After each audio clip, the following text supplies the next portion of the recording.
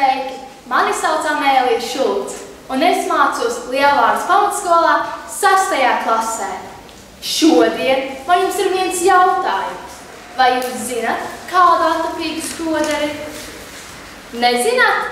Nu tad klausieties šo pasaku par viņu. Reiz dzīvojas kāds kopsaimnieks, pie viņa nāca skroderis un lūdzas darbu. Vai es te darbu drīkstu dabūt? Drīksti, tev tikai jāpašī man svārki un bikses, atteica saimnieks un skroderim iedeva mazu auduma lupatiņu. Skroderis aplūkoja to un teica, ka no šī tik viens svārki sanāks. Ne, bet man citu drēbi nav, atteica saimnieks un tas skroderis aizgāja. Pēc kāda laika nāca cits skroderis un lūdza to pašu. Vai es te darbu drīkstu dabūt? Drīksti, tev tikai jāpašī man svārki un bikses, atteica saimnieks un iedeva skroderim to pašu mazo auduma lupatiņu. Skroderis aplūkoja to un saprata, ka no šī tik viens svārki sanāks, bet teica kaut ko citu. Labi, es jums uzšūšu svārkus, bikses un arī cepuri.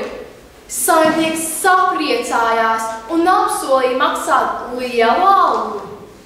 Skroderis paņēma lupatiņu mājās un pēc dažām dienām uzšo svārkus. Nāca pie saimnieka un prasīja, vai der? Bez mērīšanas derēja kā uzliets. Jā, der!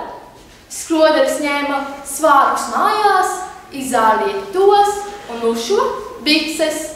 Nāca pie saimnieka, prasīja, vai der? Jā, der. Un tā atkal skroderis darīja. Ņēma bikses mājās, izārīja tās un uzšuva cepuri. Kad skroderis atnāca pie saimnieka, saimnieks ar vislielāko prieku lika cepuri galvā. Tā attapīgais skroderis izpildīja solījumu un nopelnīja algu. Bet vai jūs zināt, ka man vajadzēja kādu attapīgu skroderi? Tas vēl bija tad, kad es gāju bērnārzā, un man skaistais auduma džemperīts izrādījās. Es taču nemetīšu viņu miskastē, tāpēc es tāpat kā skroderis ņēmu to mājās un šuvu svārkus. Bet ne jau man, kaķim.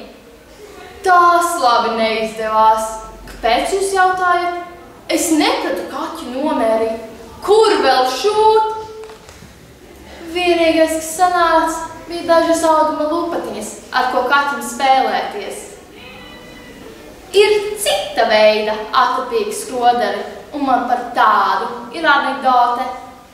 Vīrs nes savas caurās bikses pie skrodera un lūdz, lai šuvi visus caurumus. No tā brīža viņš vairāk bikses nevar uzvilkt kājās, jo visi caurumi ir aizšķūti.